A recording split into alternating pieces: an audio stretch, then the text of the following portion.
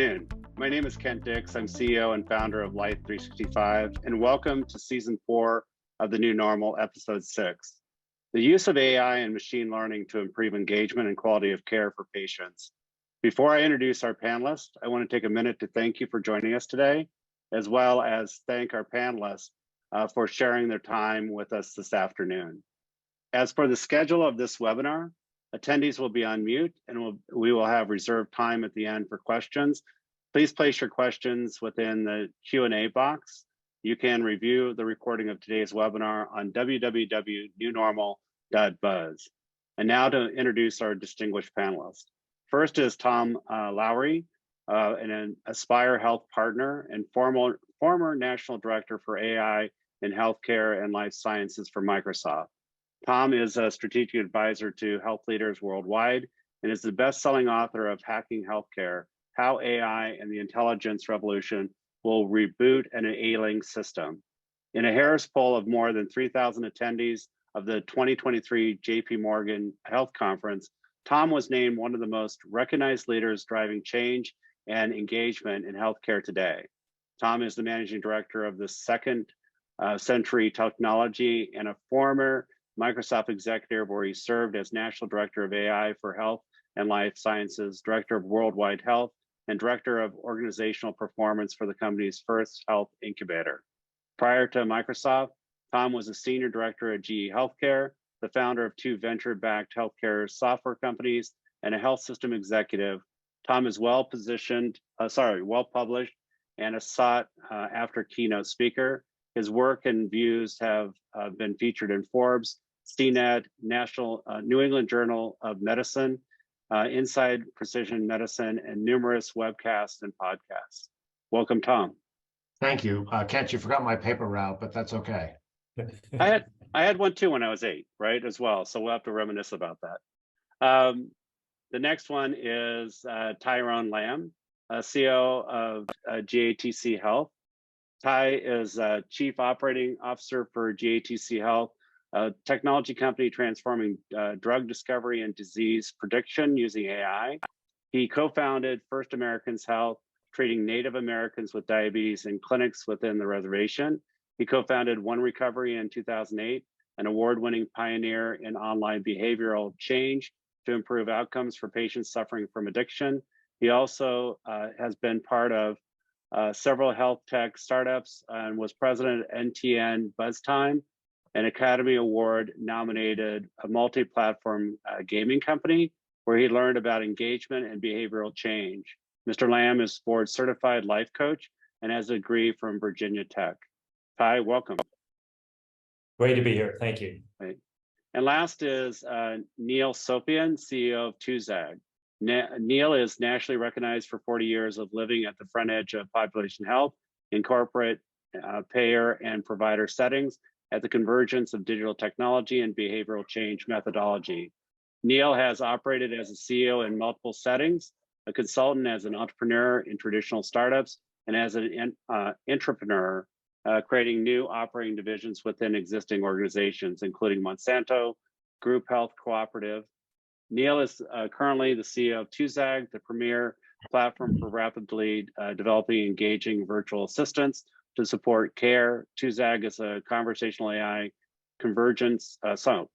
concierge platform that fosters an infinite variety of ongoing, resonant, and relevant one-on-one computer mediated relationships and contextual content and services, driving exponentially more participation and behavior change across all communication channels: voice, mobile app, email, web, text, print, and even smart television, and a paper route as well. So on the corner. And just okay, gotcha. Them up. Gotcha. So Neil, welcome as well. Nice to be here. So, Tom, I want to go to you first and kind of, tell me a little bit about your relationship at Microsoft since you were there for 14 years. What did you do at Microsoft and what were you responsible for?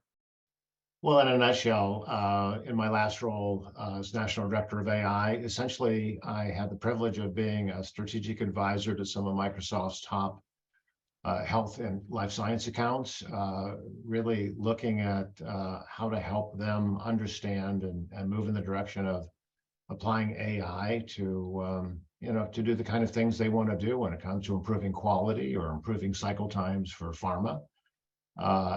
Prior to that, I did pretty much the same thing in a role where instead of focused on the United States, it was focused on data and AI for the rest of the world. So, essentially we see big organizations like Microsoft increasingly looking at how the technology they have and they've created, the intelligent cloud platforms they've developed, can be leveraged by health and medical organizations to solve for some of the biggest problems that everyone's facing right now. And so, we could do a whole show on what those problems are, but it's everything from how do we improve the quality and outcomes of those things when people have acute episodes of care, to more importantly, and some of the things it sounds like Ty's done some great work on, which is, beyond just taking care of people when they have medical needs, how do we use all of this to really do a better job of helping people maintain their health?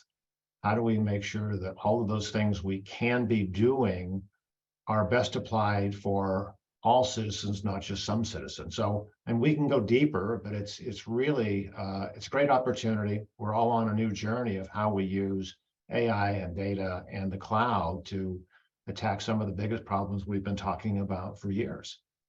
It's interesting, and I know we're going to tie this specifically into healthcare today, but some of the directives I've kind of seen coming down from top management at Satya and company was putting AI, open AI, in just about every platform Microsoft has, right, from out there. It could be as simple as having it in Word or Excel or PowerPoint, as a consumer-facing application, from that to be able to add to it.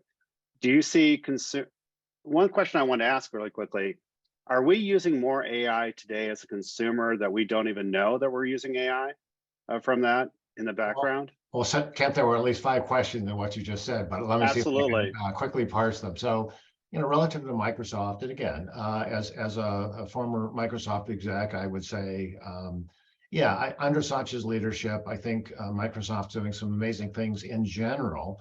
But then if you had Satya on this show now and you ask him to talk about healthcare, I think he would basically say, of all of the segments served, that's probably one of the most important when it comes to using everything being created to make things better.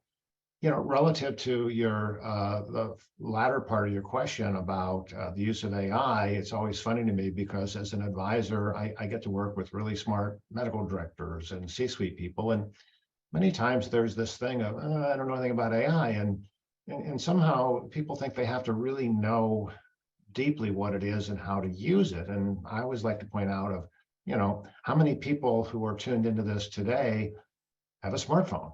And, every time you pull out your smartphone from your purse or your pocket and you do something, you're using AI. Do you really stop to worry about what's happening in the background as you're, ordering Uber or ordering dinner for delivery? Probably not. So, I relate that then to say, yes, it's becoming more pervasive. As that happens, we don't have to think about how it works so much as what it can do for us. And then smart people in healthcare, if they understand what it can do, they're the ones that are best to start looking at how to solve the problems that they're on the front lines dealing with every day. Awesome. Ty, let me go over to you and kind of just tell me what GATC Health is doing with AI. Yeah, so in a nutshell, so GATC has developed, and as we know from this conversation, AI is this really ambiguous description, but we use machine learning and a lot of detail in terms of our platform to mimic human physiology, and we think we do that better than anyone else. And we've mapped every biological pathway. But what do we do with that? So we take that platform, and there's 2 major opportunities that we're pursuing now. One is on the drug discovery part. We have the ability to very narrowly define the disease target or targets, which is very important. And we're able to use our platform, our AI platform, to actually find, and it could be discover or design new compounds that directly address those targets. And because we're mimicking human physiology, we're looking at all of these unknown, cascading, non-obvious effects that happen in human biology.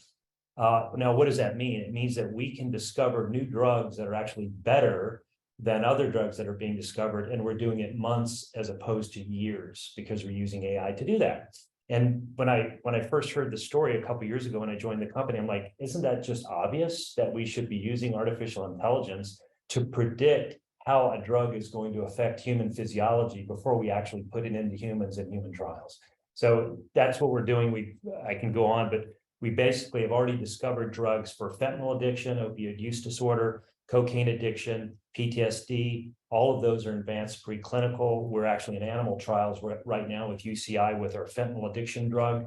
And that's one of the main reasons we're opening up this AI hub at West Virginia University, because unfortunately, West Virginia is ground zero for opioid use disorder and PTSD.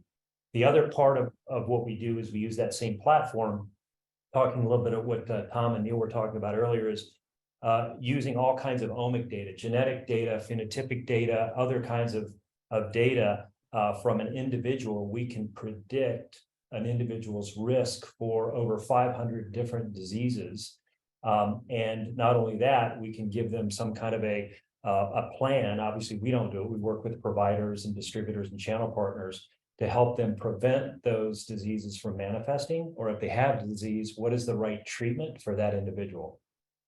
So this is where I get a little bit dangerous on it. So isn't that part of pharmacogenomics, right, as well, that you are aligning? That's a part of pharmacogenomics, is a part of what we're doing. Yes, actually taking right. genetic information and saying, okay, what is the right drug, dosage, et cetera, side effects for each individual? I mean, this is the future of medicine, right? Is how do we actually individualize, personalize, and precision medicine for each individual?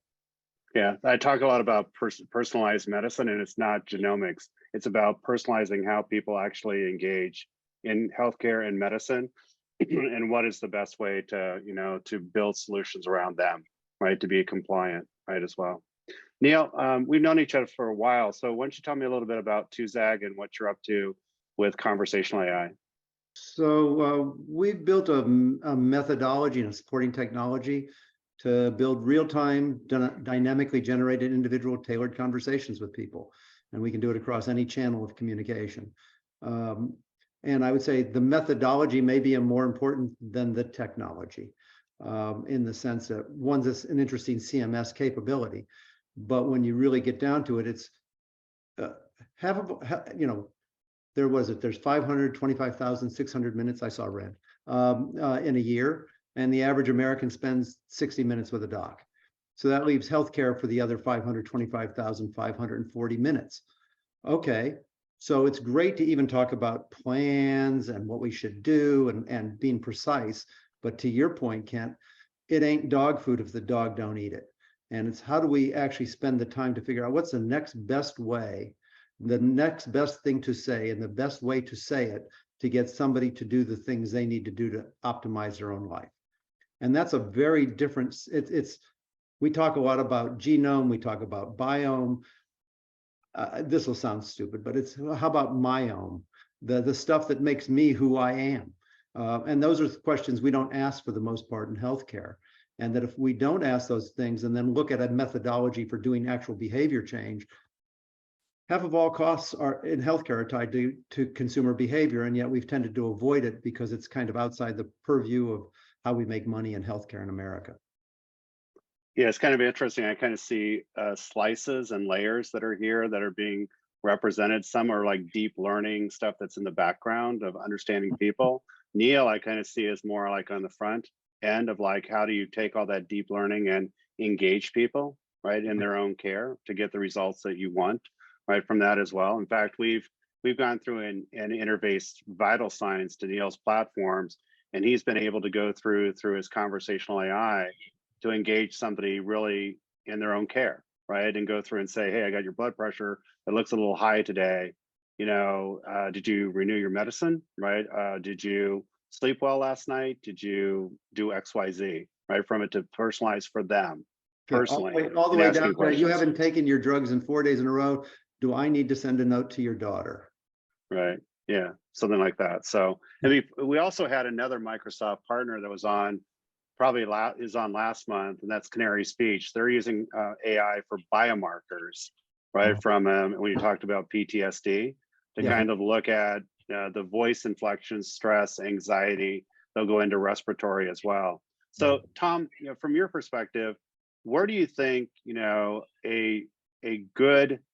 It's a really wide question I'm going to ask, but where do you think we can do some early wins with artificial intelligence in the consumer health care space? Well, again, I'd start by saying a lot of that's already happening.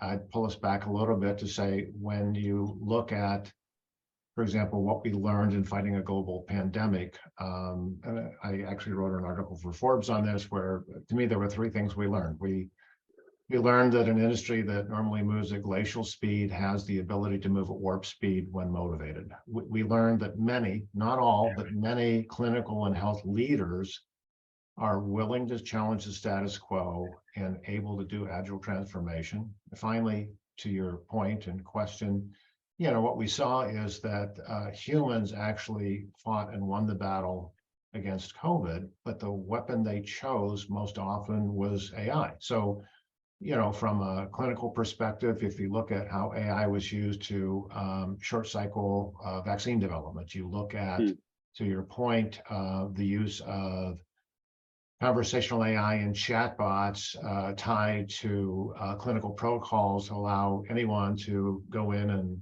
put in or talk about their symptoms and get good guidance on what to do.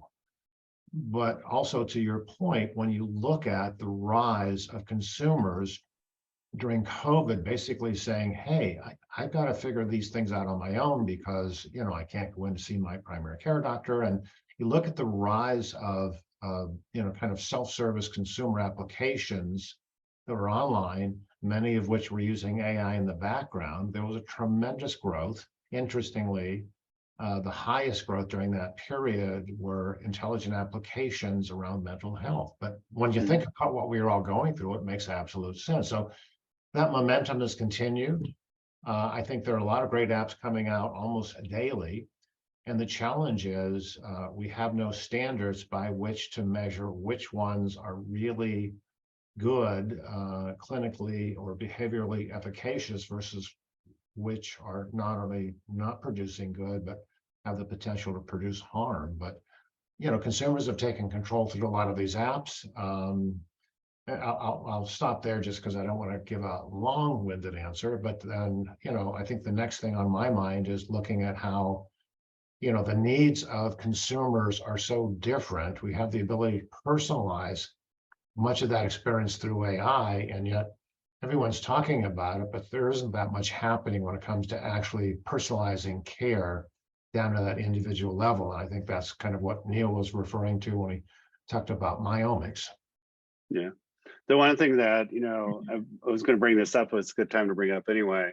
I was going to joke around with you and say, I'll go type into Chat GPT, to tell me which ones are the apps that are the most, beneficial, for behavioral health. It will tell me the answer right from that.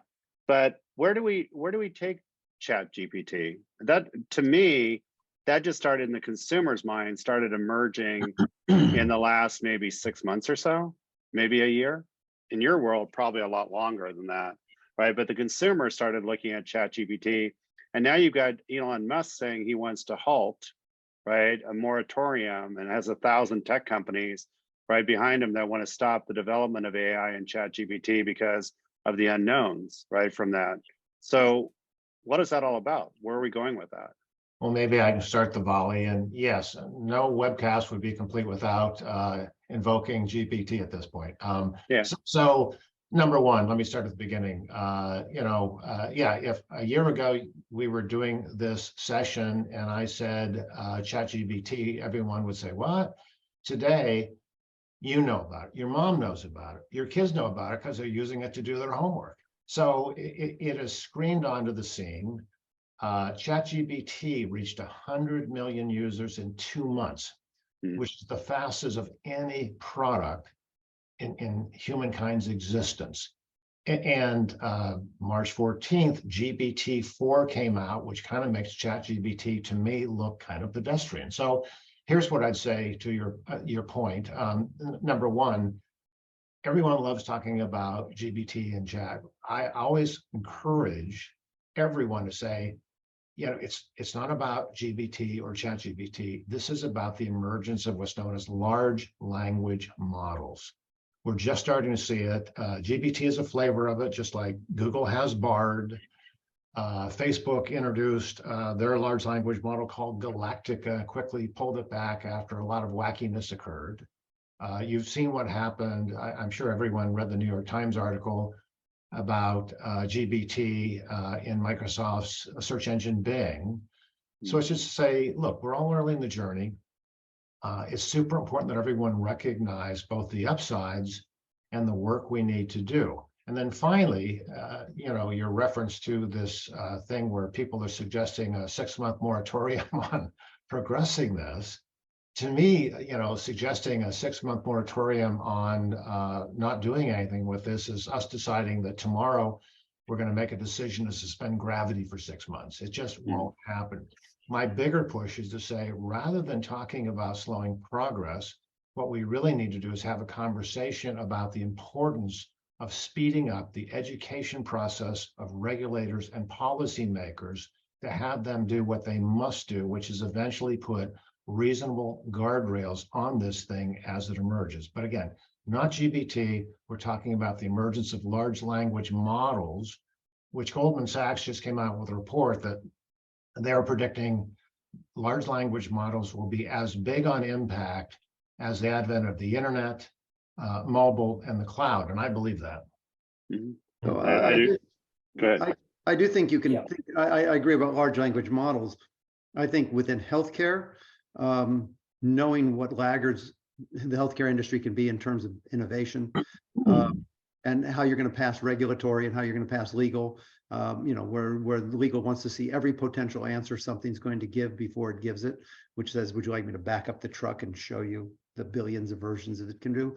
I think we have to be thinking not just in terms of large language, but really a constrained language model that says where instead of we're scraping everything and then trying to eliminate the parts of the web that are problematic, which is almost an infinite and Sisyphus task, is to maybe start with something as an interstitial capability until we get there, which is saying we need to structure more of, here's a more limited universe with a more limited library of content. And from that, and almost a white label set of capabilities where she'll search. And that way you can say you still may have trillions of iterations of communication, but it's not, it's the guardrails are somewhat initially built into it. So you're starting with the guardrails in the bowling alley. You can't throw a gutter ball. Yeah, I think I agree with everything you just said, Neil. I might reframe it differently to say, you know, everyone's pushing on large language models, GPT, is producing in real lab situations, and I could talk about that, things that truly would be good and clinically efficacious for health and medicine. The challenge, I think, to your point is, it's producing good without any training on things like clinical language models. So again, I'm always going to try and take the positive approach of saying, look, we need to make sure everyone's cautious. We're not jumping the gun and doing things that eventually are shown to not be either efficacious or actually dangerous to consumers and patients. Having said that, our ability to start pushing on things like, well, what if we start training it around clinical language models and then in controlled settings, looking at how we apply it to bring it in behind our great physicians to make them better at the things they care about. But it's a process. We're all early in the journey. And I keep pushing on, you know, the hype machines are in full bore. They're smoking. They're going so fast. We have to bring a reasonable, rational set of conversations. And I think that's what you're trying to say.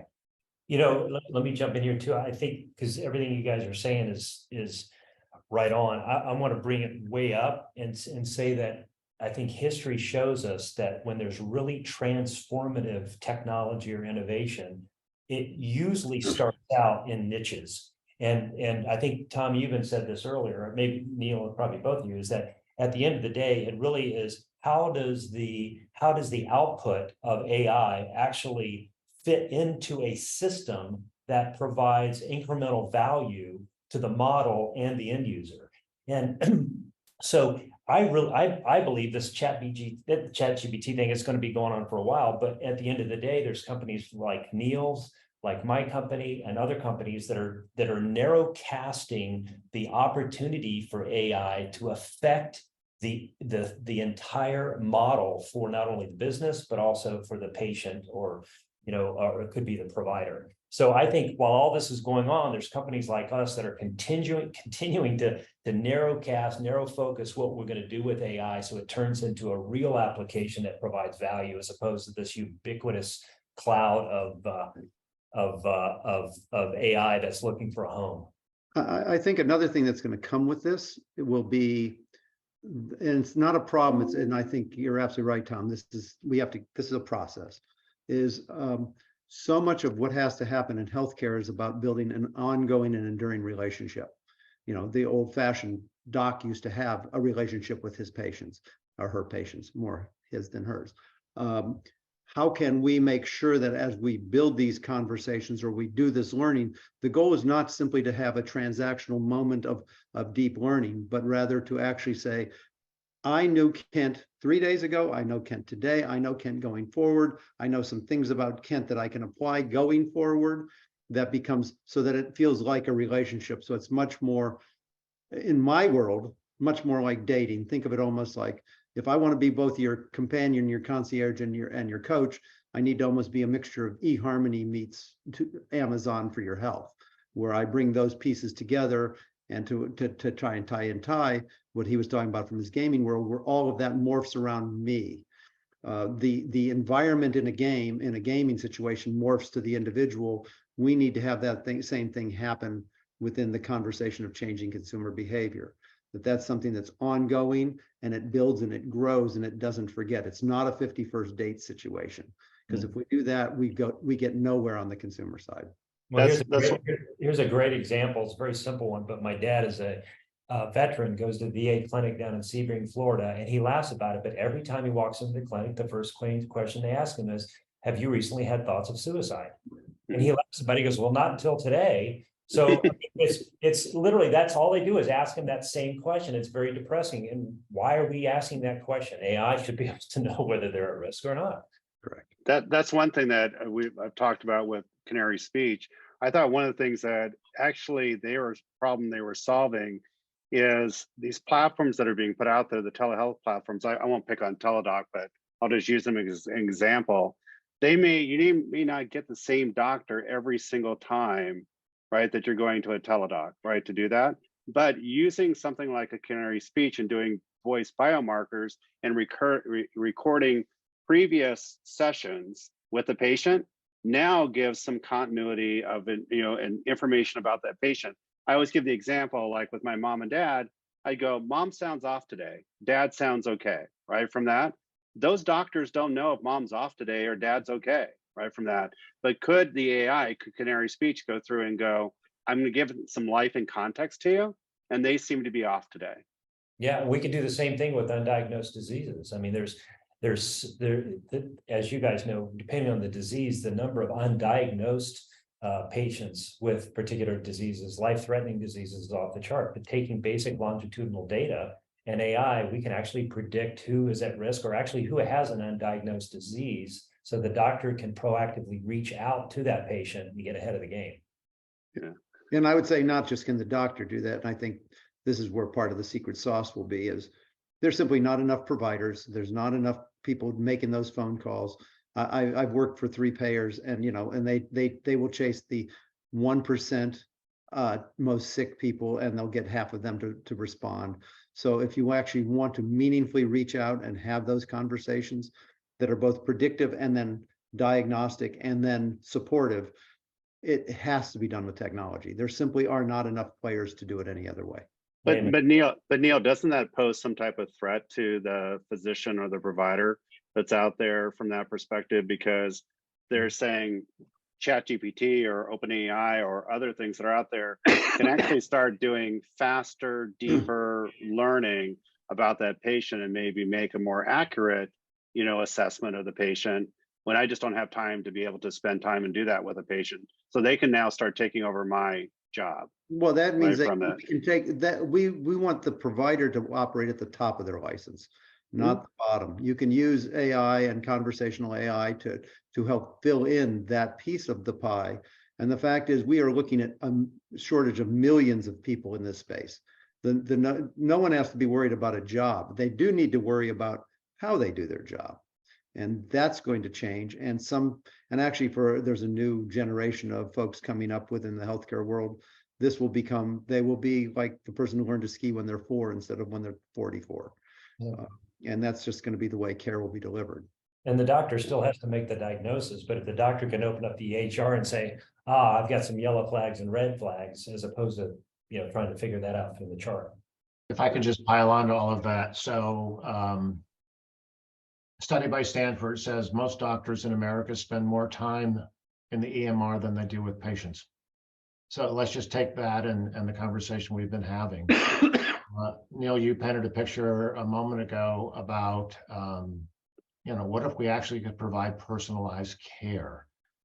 I think, I think we're moving farther away from personalized care than we ever have, just based on problems in the system, including, we've turned, to that Stanford stat, we're turning our best clinicians into data entry clerks instead of being there with patients.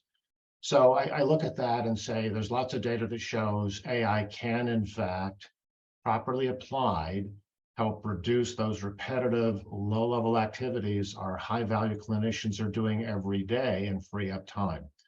Number two, and here's where I'm going to poke a little bit at our current system. I always hear health systems talking about we provide personalized care, and the reality is most don't. And that's not an indictment of all the good people, the intent of these systems, but we're moving farther away from personalized care when it comes to looking at how each person wants to be treated, their preferences, not just their diagnosis and treatment recommendations, but how they want to exist within the health system. So I did another article for Forbes where I postulated that at a minimum, data and AI allows us to personalize care at the generational level. And if you look at all the data on, the preferences of a boomer, where for a boomer, they love their PCP model. And I mean, to me, the primary care doctor for boomers is almost their version of an app. Meanwhile, the Gen Zers and millennials, the last thing they want to do is be gated by a PCP. They want to do a medical consult from the same place they ordered dinner, which is their couch. We have the ability to make those things happen. We have the data, we have the tools, some of which people like you are driving. And the real issue is, well, why aren't we doing that? Why aren't we driving at least to that generational level for personalization? And the technology exists, and to me, it doesn't make sense. And finally, others agree with me. I did a session a while back at a big conference, and we're having this conversation. I looked around the audience and asked the simple question of how many are Gen Zers or millennials? About half the crowd was. I mean, these are our first digital natives. This is the only thing they know. And all of a sudden, when we force them through the health system we have, there is a reason they have the greatest dissatisfaction among generations. And I would even tell you, even beyond generation, because I agree with everything you just said, but I look at something like the work Kent's been doing for years with the kind of work around monitoring. And so I asked my mother when she was still alive, what it would take for me to be able to get her to let me monitor her, in terms of her movement, her pills, her blood pressure, her pulse ox, etc. And interestingly, because she's not technology illiterate, she has a smartphone. She had a smartphone, but her answers were interesting. She said, "I want 3 things, and in exchange for that, you can monitor me like I'm East Germany." And the first one was, I want to know what the score of the Cardinal game was the night before. The second was, I want to know when Rachel Maddow is coming on. So that tells you her politics. And number 3, anytime any of the grandchildren post pictures of the great-grandchildren on Instagram, it notifies me. She's willing to actually even use very front-edge technology. She wouldn't mind having an Amazon Dot sitting on her dining room table if in exchange she's getting something that's meaningful to her within the context of her life. So I think it's actually as much a paradigm issue as it is a technology issue, because people use technology amazingly well when it fits in with what they actually want to accomplish in their life. Hey, Neil, I'll let you cuss at me for a while and say that I'm a monitoring company, but really the way we see ourselves as a virtual first company, and we're bolting on to these systems that have, resource shortages and are trying to do community-based care and trying to get the data they need to be able to run these analytic and AI and machine learning systems so they can monitor large populations of patients. Situational awareness, early insights, and what I really want to do in life is move to just-in-time care. I don't want to do, you have to get sicker to get an ambulance to go to the ER. I want to be able to have predictive, decomp of you and be able to intervene with mobile first companies, before you even have to hit an ambulance, right from that. But that's the data side of it. Just-in-time care, does that also mean what I call care anywhere? It's like we're not community-based care. Everyone and putting them between the sheets in a hospital. We're really saying we've got this continuum that you're trying to build out. We have the tools, we have the ability. Again, we learned a lot from COVID, including once people tried things like telehealth and not having to go into these big, inpatient or ambulatory facilities, a lot of them liked it. And so it's, how do we perpetuate that where the traditional way of saying, come into these buildings, that almost becomes a means of last resort. Yeah, it's interesting. I just had a conversation this morning with a very, very large health system, and they said, we're only 70% full. We're losing $1 billion a quarter, and this health system, and we want to throw some technology at it. And I said, then you'll fail. You'll fail if you're just going to throw technology at it. It's a change in clinical workflow. It's a change in culture. It's a change in how you interface with patients.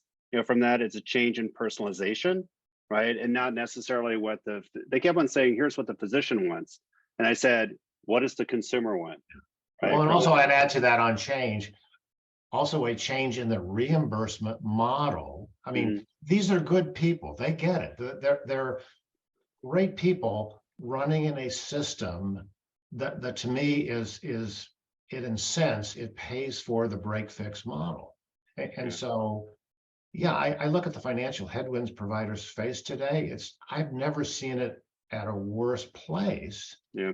And yet everyone wants to do the right thing. But it's, to me, the break fix model is hey, as a former hospital executive, I used to go out and talk to the Rotary Club about health and wellness. And then I'd go back and we'd close the door and have the finance committee meeting. And it was all about what are our numbers, and whether you're a 501c3 or not, you cannot exist if your outflow is greater than your inflow. So our ability to help these people be more efficient through data and technology is there. I mean, I know lots of ways in which we can make those inpatient facilities more efficient. But until we get to that point where things like value-based care are at critical mass, I mean, every one of those smart, dedicated people to their mission are going to be struggling, in my view. And as you know, in those, I wanted to add just real quick, just because I think it's worthwhile for the listeners too, is that because of COVID, as you said, Thomas, everybody was affected by that one way or the other, directly or indirectly. Is that, and our platform could do it, I'm sure others could as well, but based on basically just taking some basic genetic information, we could predict if an individual was not at risk of getting COVID at all, or if they were at risk of getting it, it would be a mild condition, or if they got it, it was a death sentence. So whenever, that's a perfect example of how do we actually use, predictive data to get way ahead of these massive chronic healthcare problems. We should never have another COVID experience again, because we've learned from that people fall into one of those 3 categories, and we can predict that pretty well. Ty, I was going to ask you really quickly, and this is a really open-ended question, and maybe it's red meat for everybody, is why wasn't Watson successful with healthcare when it came into the marketplace many years ago? Was it too early? Yeah, it's interesting, and I can give a little inside baseball because two of our employees worked at Watson. One was she was an amazing engineer, scientist, and our chief medical officer was the lead scientist for IBM Watson. And then a company I worked for, two companies before this, we actually licensed the Watson technology. It was, I'll just say it, it was a great marketing idea that was poorly implemented in AI, and that's probably not news, but the way that the Watson was designed is fundamentally different as how we're designing machine learning systems today for healthcare. There's just the whole way it looks at data, the way it's mimicking human physiology and making predictions based on not just, for example, is a potential drug compound going to bind to a target, but what's the overall systemic biological physiological effects in the body? So Watson wasn't able to do that. How much is liability, a concern with like an IBM Watson, or even, Apple or Google or Microsoft, as well? I mean, a lot of them want their software to be used, but they ultimately may not want to be responsible for the clinical outcomes of the patient, right, from that as well. How much is... I'll give my narrow perspective, and I know that Tom and Neil can get a broader perspective, but from our perspective, we made a conscious decision up front. We would never collect personal health information. So we always work through a partner. We work through a payer, we work through a channel partner, work through could be a hospital system, whoever that is. So they're responsible for taking the analysis that we provide them, combining that with personal health information, and then providing actionable data associated with that. So, we're not providing a diagnosis, we're providing a recommendation for a diagnosis for a physician. We're providing a prognosis for a particular disease or risk profile or launch, so basically we're arming the physicians with the right data to make better choices faster. Gotcha. Tom or Neil, can you chime in on Watson?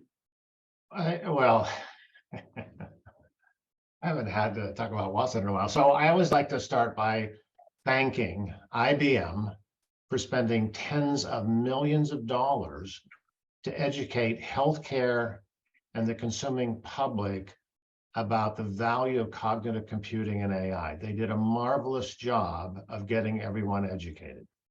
Beyond that, and again, I give them credit, they made a big, bold move. Beyond that, I think one, it was ahead of its time. Two, like what's occurring now with things like GBT, the hype masters got ahead of the real data scientists and looking at the capabilities. They were early in the journey and they overpromised and underdelivered. And then finally, if you want to talk tech, the system they built was kind of old school, big, hard to change. Meanwhile, you've got technology in AI racing at an amazingly fast pace. So the ability to define, it's all about design thinking, modular systems that can be changed and adapted as to keep up with the pace of change. And I think their model was not designed to do that. But again, great people, great ideas, maybe ahead of its time, but too much hype, not enough real action. Yeah. So we're gonna wrap up. We've gone over 45 minutes, but I want to go to each one of you and just kind of let me know what you're excited about, where AI and machine learning is headed, right? Especially in healthcare. What's exciting you right now about it? So Neil, do you want to go first? Sure. So what gets exciting to me is, like I said, I'm a consumer behavior person. That's really, I'm a public health person by training, and that's of interest to me. I am looking at the work that people like Ty have done that can inform my ability. It's kind of like you said, you can make a recommendation on what is this person needs. I can be predictive around that. And then that way I can tell the doctor, and then the doctor will just do something about it. And it's kind of like the old joke of then a miracle occurs in the equation.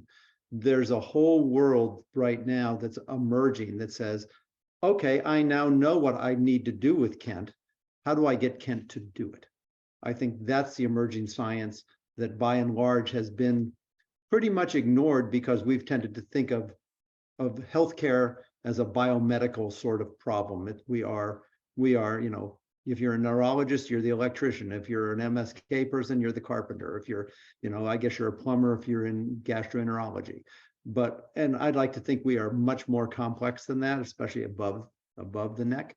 And so there's a huge opportunity to piggyback on the work from people like Tom and Ty, to then say, now, how do we do that? It used to be called the last mile of copper in terms of fast communications. How do we now get this into the house so that the consumer actually does something? I think we haven't barely touched that. I think it is this, as much as precision medicine is exciting, I think precision personal care actually has more dollar value to it, even though that could really be problematic for people with a 30-year debt note on a huge hospital. I think that's going to be where the real future opportunities are, on top, piggybacking on the work they're doing. Awesome. Ty? Yeah, I use my dad as an example. I'm looking forward to the day, and I'm excited for the day that the doctor is not prescribing different types of medications at different times to see which ones work and which ones don't. I'm looking forward to a time when there are side effects. They'll go, what is a side effect? You're like 100 years old now. Why are you talking about a side? There shouldn't be side effects. There should be every drug that is prescribed to a patient should be 100% efficacious without side effects. And I'm also looking forward to that. We're only prescribing drugs based on a disease that we actually know that the individual is at risk for. Maybe there's some more in the preventative side. So we're getting ahead of the health risk, and what we're prescribing to the patient as preventative or as treatment is spot on for that patient. And that's going to happen. It's inevitable. Awesome. And I don't want to interject this at the last minute, but I would assume the pharma companies and the clinical trial companies are really super excited about working with you to be able to shorten their cycles quite a bit.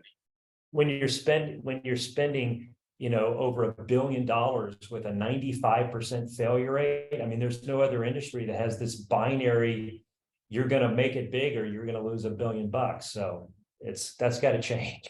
And if you could identify drugs that are, actually can work together, coexist together to create new combination drugs for them instead of developing new drugs, that's probably a huge savings for them. A real quick preview, because we haven't announced this yet, but we're doing a study with UCI Irvine to validate a triple blind study we did internally. We took thousands of diseases and a multitude of compounds that worked or didn't work in the real world, blinded that on our system. When we were able to predict a drug success just from the compound and the target over 85% of the time, and predict failure 84% of the time. And that's in an industry where there's only 5% success. So this is the future.